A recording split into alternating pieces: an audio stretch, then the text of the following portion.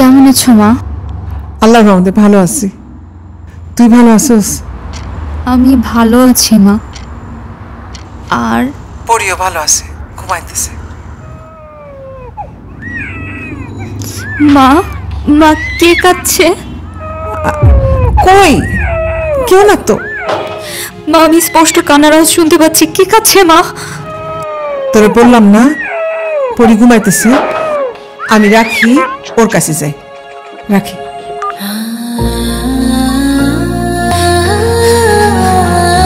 আমি বাড়ি যাব।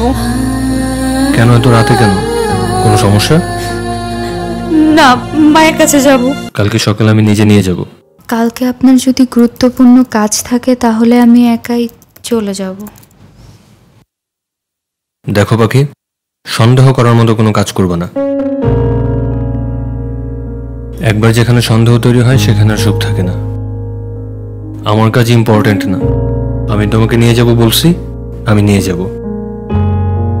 থাক, তবে কালকে যাব না।